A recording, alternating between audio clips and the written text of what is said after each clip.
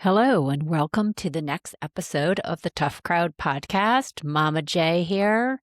So many things on in the world. I don't even really know where to start. Mostly Nancy Guthrie updates with Savannah coming back to the Today Show, giving an exclusive interview to Hoda Kotb, which is sort of what I expected. I expected that she couldn't come on in an awkward position without addressing anything that's going on, and then just appear like everything's normal or not normal, but it certainly would be awkward. So I think this is a great way to clear the air. It is gut-wrenching to watch.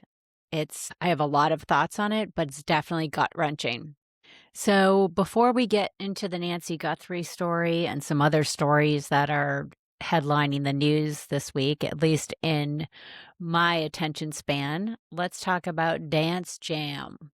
So I tried Dance Jam, which is dance with a Z, jam, last week. It's supposed to be for beginners, those with two left feet. Everybody is welcome. The instructor says that at the beginning, but it is not. It is for Jennifer Lopez. It is for Ricky Martin. It is not for Elaine Bennis. And that's a reference, if you're not a Seinfeld fan, to a character in Seinfeld who broke out in a ridiculous dancing, horrendous style at an office party to the horror of George, her friend that went to the party with her. So my family jokes that I'm Elaine Bennis when I dance because I do love to dance. I'm not a great dancer. And the women in this class varied from below my level to way above my level. And the instructor is sort of crazy in terms of his dance ability and lack of cues. I brought Maisie today, and she acquitted herself quite well, but still had to admit that a lot of his moves were very complicated and he doesn't cue you. He did have a lot of twerking today and leg shaking, which is not my specialty. I did take a video. I'll be posting that of both of us just to show how much I struggled. Although I did do better today. He played pretty much the same songs he played last week. That would be my only complaint. I like to switch it up a little bit. And the two women that were really good that were not there today in the front. So I felt a little bit better about myself. And a lot of other people were struggling, but having a good time. So I'm not sure if Maisie and I will go back. It's 12 o'clock, so it's sort of an odd time. It breaks up your day, and then you have to get showered after. You can't shower really before. So I don't know. Maybe I'm hooked to try to conquer it, but I think I'm still more Elaine Bennis than Jennifer Lopez. I'm going to persevere though, and I'm going to find a hip hop class because this is not hip hop. It's basically salsa with some other dance moves, and salsa is a whole nother level of rhythm, which I don't have. And my other daughter, Emma, when I got home, said, I never realized how little rhythm you had when I showed her the video. But on to the Nancy Guthrie case. So many developments this week. The first that we're going to talk about is obviously Savannah's interview. The first part of that was today on the Today Show, and they did, to their credit, show it around 7:30 something. I was worried they were going to put it, at the end of the 8 o'clock hour. They did show it at around 7:30. It was about 15 minutes long. They did not interrupt it for anything. It was a solid interview. It's just painful to watch. It's painful for Hoda to do it. And I choose to believe that Hoda is friends with Savannah. I know there's so much scuttlebutt online that they're mortal enemies, and Hoda is so excited to be back in her seat and hopes that Savannah never came back. I choose not to believe that. I choose to believe that they genuinely care for one another. They've worked together a long time. I'm sure it's a competitive industry, that very cutthroat, that everybody wants your spot because you're making so much money. There's so much attention. So I think that that's definitely a thing, but I do also choose to believe that they can be friends. Maybe I'm naive, but I think that they were both in pain during this interview, and I think Hoda was the right person to do it. My one question would be, why did they wait so long? Because Savannah's an appealing person, and her family together if they had done something more like this, appealing to the public long before now, and I think they, as I said before, they got bad advice, I think that would have done them well. I think they would have gotten more attention, that now they're asking for information, and it's not even clear what they're asking for. In her Instagram post, she asked for any small thing might make the difference.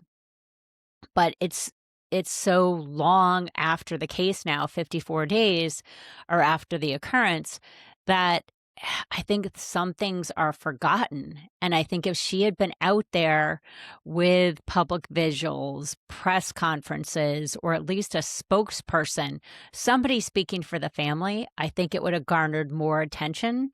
And I know it did get a lot of attention, but I think her personal appeals would have helped. That's just my personal belief, and I don't know who was telling her not to do that, if somebody was telling her not to do that. So, let's play a little bit of her interview. So, this is where she talks about what happened, what they thought happened at first. So they also say, to begin with, that they found that the doors were propped open. The rumors have been that she left the back doors open as a habit, and that when Annie and Tommaso came to the house, that they found the back doors propped open, quote unquote. So we're assuming that's how they gained access. Would they have gained access otherwise? Maybe it was just luck of the draw, but that is what they found when they went there, and thought, maybe she had a medical emergency, was taken off, and nobody had reported it. They called different hospitals. But when they saw the blood, they quickly realized it was something more serious. So let's go to the next part of the interview. So it's interesting. She said that she was on the phone with the sheriff because he claims that he didn't know for a long time that it was the Guthrie family that was involved. So who knows if he's a whole nother story, which we'll talk about his interview later.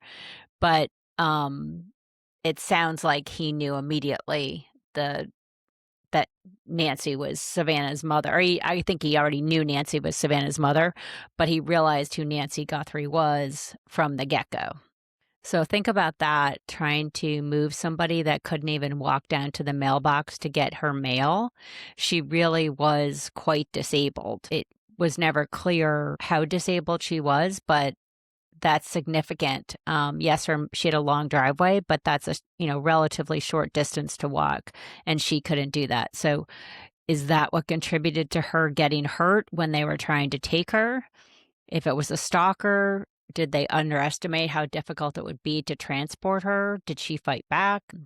And then this is where she goes into what her brother said at the time when she talked to him. Think about, she knew that rationally, but to have your brother tell you that, and this is right away.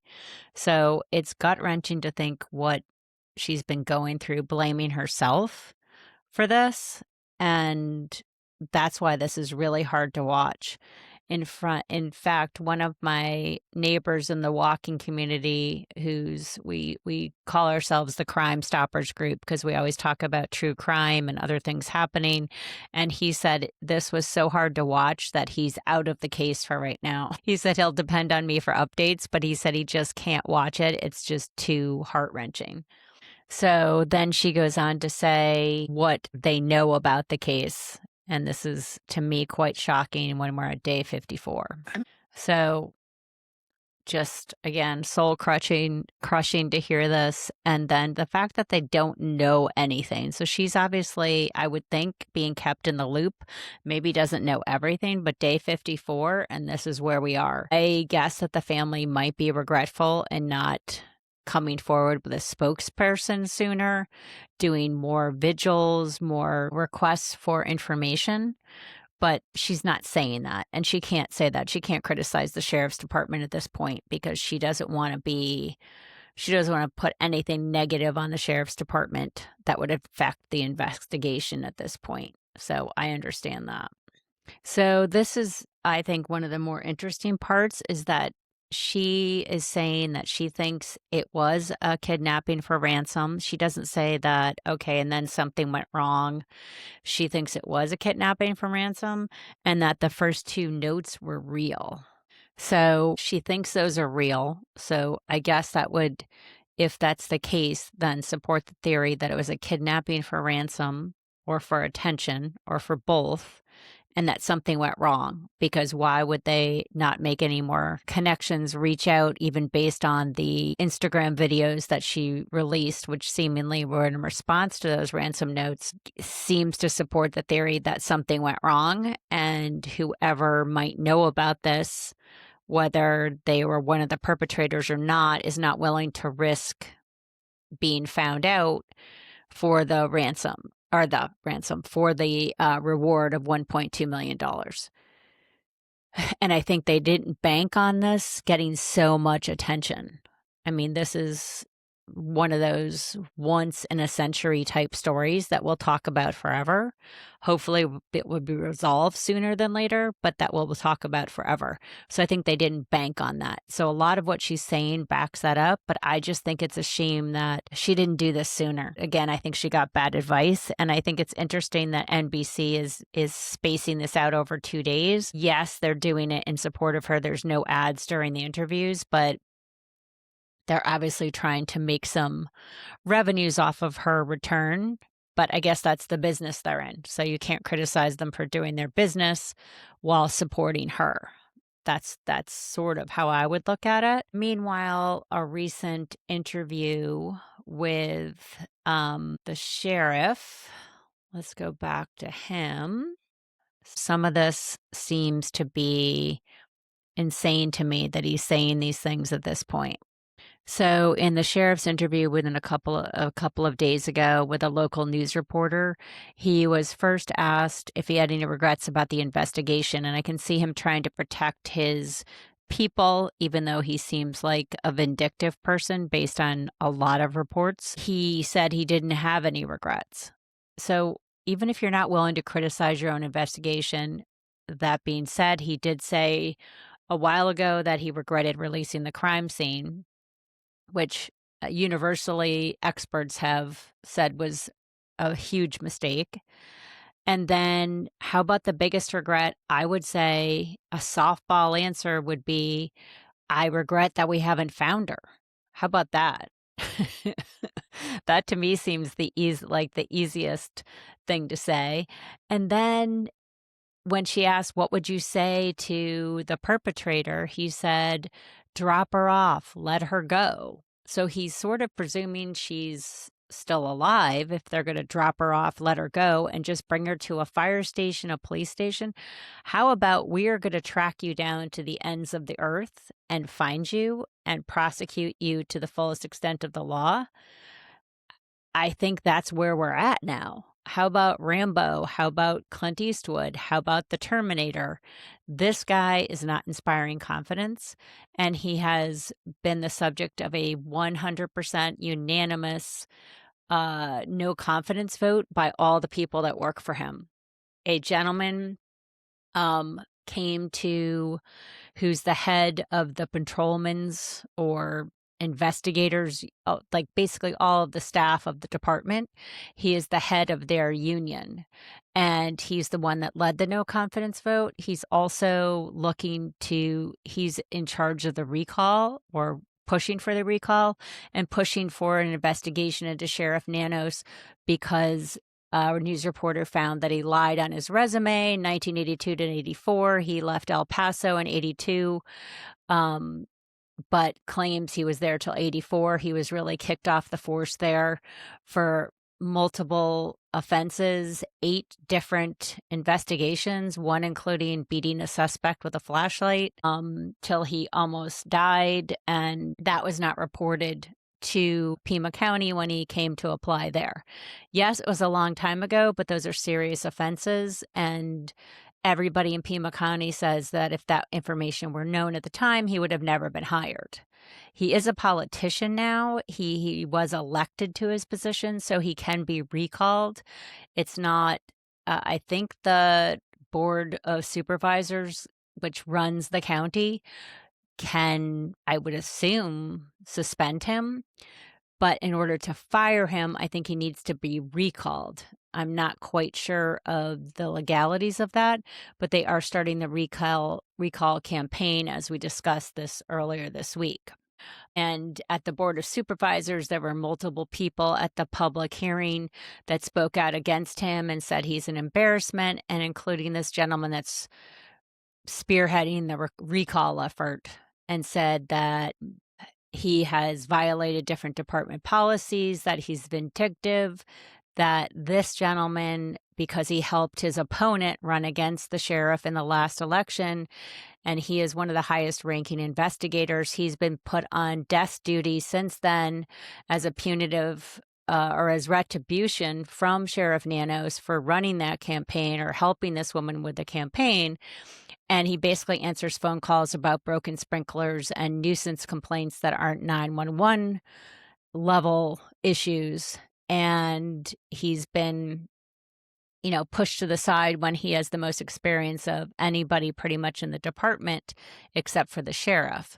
And where is he in this investigation? He's not even working on it. So he spoke about them investigating it. They're now referring it to outside counsel to investigate the situation, I think probably to see what their rights are against the sheriff, what they can do to him. But to say he has no regrets, and you can't even say my regret is not finding her, is absolutely ridiculous. The next thing that I wanted to talk about on a lighter note is The Bachelorette. The Bachelorette, Taylor Frankie Paul, has been out there still doing her thing despite the fact that the show was canceled, that this 2023 video of her throwing stools at her baby daddy and also hitting one of her children, for which she was arrested and is on probation for that offense.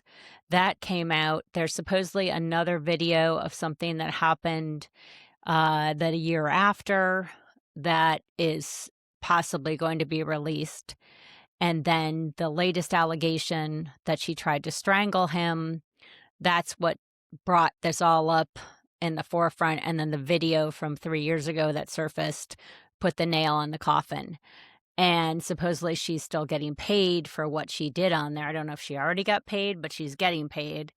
And some of the bachelors are getting together and suing, or the Bachelorette contestants, so the men on the Bachelorette, are getting together and suing the Bachelor because they say they were put at risk by being on the show with her when she's accused of these things. So I think people could say, oh, well, that's ridiculous. They're big men. She's a little woman. But you saw how vicious she was. And if you aren't expecting that somebody can act like that, I think it's unfair to put them in that situation. And certainly to think somebody's going to get engaged to somebody like that unknowingly is crazy. They're talking about another potential bachelorette, which would be Mara from The Traitors. I'm not a fan of Mara's. I just find her completely uninteresting. She made it to the final part of The Traitors, but Rob, who was a quote-unquote traitor, and she was a quote-unquote faithful, they made it to the end. And if a traitor makes it to the end, they collect all the money, because you're supposed to root out all the traitors. She was duped by him and got a Birkin bag because that's what he promised her, or that's what she wanted. So he made a big thing because he basically duped her, and she was heartbroken that he had duped her that long and she lost. But she's just not very interesting. And I forget what other reality show she was from. She's Irish. She's beautiful, but that's a no for me. I am going to develop my own bachelor show here in my community. Some of my walking friends, one of them, he's either widowed or divorced, but he is looking for somebody to date. He's been going on some dates, but he's been disenchanted with that in terms of what other women are looking for. I asked him his age range, and we have a committee of people looking for some people. And I'm actually going to do that for some other friends of mine. I'm going to ask my other friends, who do they know for men or women, depending on the case, in certain age groups. And maybe my friend Lisa and I are going to have a get together where they can mingle without any pressure of saying, we think she's for you or he's for you. And I'm just thinking that could be a great thing if it doesn't go terribly awry, because everybody says there's so many women here in Palm Beach, but no men. I think there are actually a lot of men. I think the men aren't where the women are, which the women are always going out to dinner and doing other activities. And men, I think, do not just go out in groups of 10 for dinner unless they've played golf or been in a business meeting. So that's just my theory, but I think that's what we're going to do. So we're going to have our own episode of The Bachelor here in my community, which I think could be fun. And the other guys on the route were questioning me, like, well, who's this woman you found potentially for him? And I said, you guys have no ability to criticize me because you've known him for 10 years and you've done zero. And in 24 hours, I've already found one candidate. So step off. Yeah, so that's one of my next ventures in all my extra time.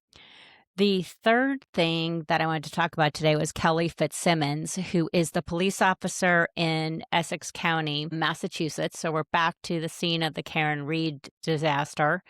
And it seems to be this police group up there is similarly a disaster. There's no allegations of severe fraud or miscarriage of justice like there was in the Karen Reed debacle, but it's hinting at it, and that's why everybody was on this woman's side. She's a police officer. She was dating a fireman, and then a fireman named Justin.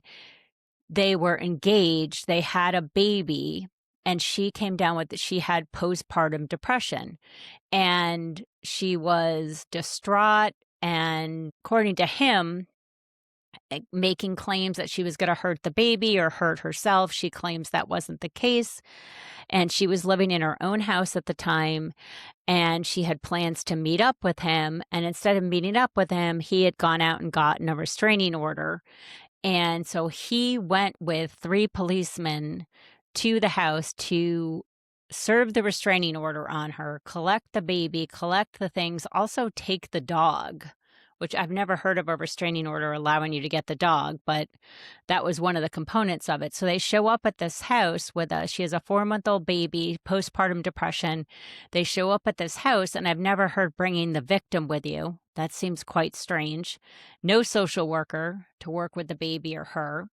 And they ask her where her guns are. They don't go and collect the guns immediately. And she says her version of the story is that she lures them up to get the baby's things, and 2 policemen go up with her. She gives something to the one policeman to go back downstairs, and she says she gave something to the other policeman to go back downstairs so that she could take one of her guns out that they hadn't collected this whole time after she told them she had them, and put it to her head or her chest to shoot herself, and it clicked. And that when the officer came in, he saw her, and he claims she was pointing the weapon at him, and that therefore he shot once and it missed her, and shot her in the chest because she kept pointing it at him, and she went down. She claims she was trying to self-harm herself and had the gun to her chest at her head and never pointed it at him. So basically, it was a he said, she said, because he didn't have any body camera on him for some reason, and the other policemen had left. They didn't collect the weapons initially. So it just sounds like they botched it all around. I don't believe this policeman went in there to shoot her, but there are other things that have happened in connection with this case that are very suspicious and smell like Karen Reed. And that's why people were behind her. So she was, at the time, she was in the hospital for 50 days, had 5 surgeries. Her baby was taken away from her. And then she was put in jail for 103 days. And during that time, before they could get her released on bond, because they were afraid she was abusing drugs or alcohol, they made her they put her in jail, then they released her, but she had to do a breathalyzer every day on this machine. During that time, she couldn't blow sufficiently with her broken ribs because of the gunshot wound to push enough air to register. So it notified her parole officer, or probation, or her, I don't know who's monitoring it, her bondsman, somebody, that she was in violation, and they hauled her back to jail. And so that was several weeks of going back and forth, proving that she finally got released on bond again, but she was in jail for 103 days. 3 days after this all happened in June of 2025, 3 days after the uh, restraining order was served back in June of 2025, her boyfriend and 3 police officers broke into her house. There's video from her Nest cam or in-house cam. They broke into the house, and they're on video, took her laptop, took different things. And so that just added an air of suspicion and conspiracy to the entire thing. So there was a 4-day trial. She elected for a bench trial, which means you just try the case in front of a judge. There's no jury. So it was an expedited trial because you didn't have the jury going in and out, not hearing things, rulings on what the jury could hear, because the judge is sufficiently sophisticated that he can say, I'm not going to consider this, I'm going to consider that. The policeman that shot her and is considered the victim in this case, because that's supposedly at whom she pointed the gun, he was not terribly credible in my estimation. I don't think he's part of a conspiracy and was looking to take her out, but I also think he acted so sloppily that he didn't really care. And he just gave the air of not being credible. She also had some issues, because if you have your baby and you're willing to have your baby in the room and do this to yourself, and your mom's in the house, it just, obviously, postpartum depression can do a lot of weird things to your brain. So I think a lot of women were behind her because of that. In any event, their 4-day trial, and I think everybody thought long before it was going to be hands down not guilty, that she was being railroaded, but the evidence was more 50-50. And the lawyer I know, or it's called The Lawyer You Know, Peter Tragos on YouTube, did a review of the trial from each day and of the verdict. And very interesting, because I think everybody after all the testimony before the judge ruled was thinking, ooh, it looks like more it could be 50-50 versus we thought it was 90-10 not guilty before. In any event, she was found not guilty today. She's been fully exonerated on those charges. She's still going to have to fight for custody of her baby back. Her baby's now 13 months old. And because of her suicide attempt and everything else, she's going to have to fight for custody. Meanwhile, while she's going through it, her fiance or ex-fiance was looking to try to get her house and money and everything else while she was going through this. So I think that's a victory. I think it's the right side of justice, because if you have equal weighted evidence, you have to err on the side of innocence. So I think a lot of people were excited about that. The Karen Reed era people were excited about that. The next thing, there's a bunch of other cases we're going to talk about that are actually quite entertaining next time. But the other 2 things I wanted to talk about quickly today, the TSA shutdown that's creating havoc all over the country. And it's absolutely ridiculous. I think the fact that Congress is going to go on a 2-week break.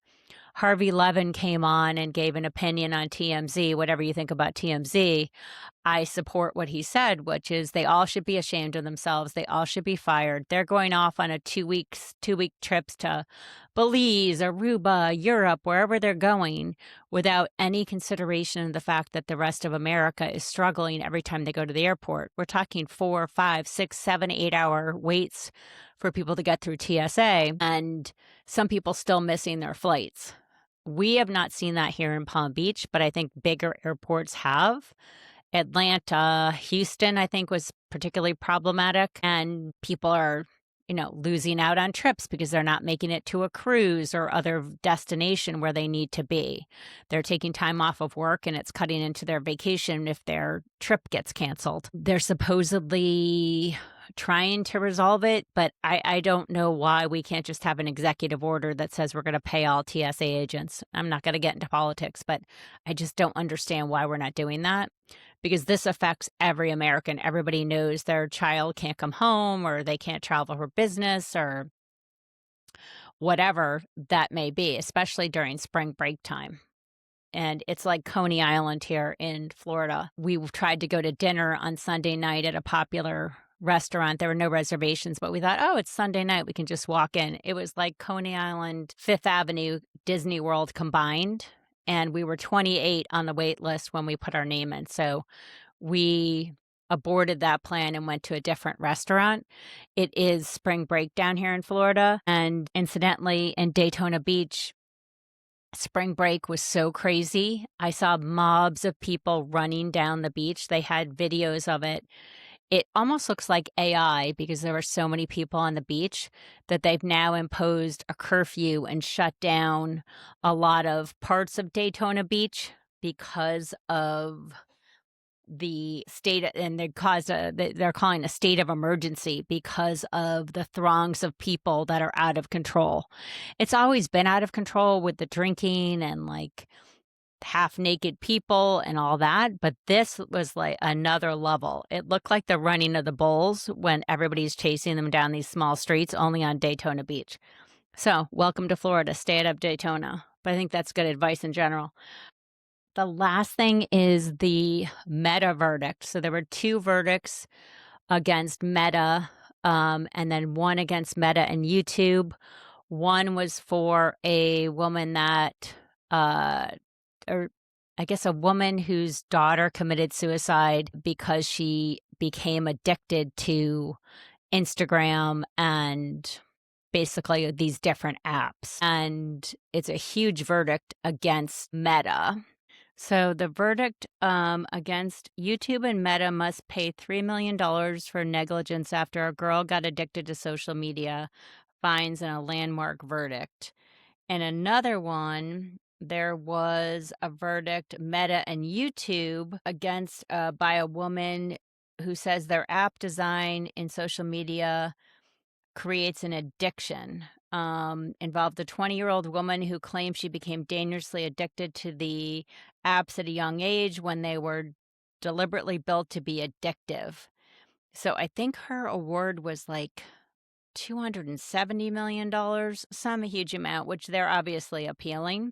I just feel like that's bad precedent. I don't doubt that they're building these to be addictive, but there has to be some personal choice that you don't have to give your kids phones. You don't have to have a phone. I don't know. I'm very torn on it because if you can start saying that an entertainment publication, newspaper, magazine, internet operator is damaging people just by free speech, I think that's a dangerous precedent because then you can start, prosecuting people, suing people based on whether you like what they're saying or not.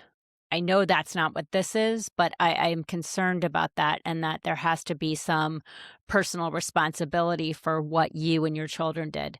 That being said, I didn't have kids that, Maisie being the youngest at 24, we missed a lot of the heavy internet phone use that goes on now. She was old enough at the time to handle it, but I feel for these families who have kids trying to raise them in this environment.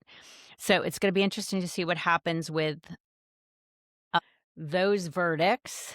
And the last thing I'm going to leave you with is they came out with a new detailed timeline, speaking of conspiracies, Jeffrey Epstein's death. So 8 a.m. on August 9th, 2019, Epstein's cellmate is moved out of the correctional center in a routine transfer. No cellmate is assigned, and Epstein, against the requirement made by the prison psychology department, is left alone. So apparently they thought he was suicidal or could harm himself. Wasn't supposed to be left alone, but he's left alone at 8 a.m. 4 p.m., Noel starts the first of 2 back-to-back 8-hour shifts in the special housing unit, and she and an unnamed officer failed to perform the first head count. Instead, they merely complete and sign a count slip falsely saying the count was conducted. So basically, they sit on their hands and say, oh, yeah, we counted everybody. Everything's good. That was at 4 p.m. 6:58 p.m., breaking protocol, another break-in protocol. A unit manager allows Epstein to make an unrecorded, unmonitored call on a prison landline after Epstein requests to call his mother, who per public records died 15 years earlier. So did he request that under a ruse to do something else, or are they making this up? The Office of the Inspector General later determines that he actually spoke to someone in Belarus, where his then-girlfriend Karina Shulak is from. So maybe he was trying to get away with something. And then 7:49 p.m., Epstein is brought to his cell by Noel, the first officer, and another officer. 10 p.m., all inmates have been locked in for the night. Noel and another officer, not the first officer that was derelict in his duty, do not perform the required 10 p.m. head count and falsify a count slip saying it had been completed. Again, another break in protocol. So no 10 p.m. head count. And then 10:39, newly released DOJ video analysis logs made public just last month describe an orange-colored figure moving up the stairway towards Epstein's locked housing tier. So all of this seems like, again, weird circumstances that lead you to believe that perhaps he didn't unalive himself.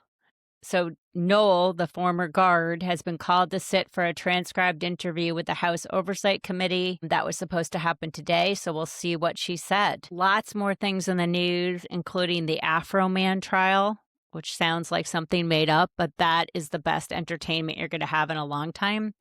It's entertainment, but it's also about free speech, which I love. So we'll talk about that next time. Hope you have a great night.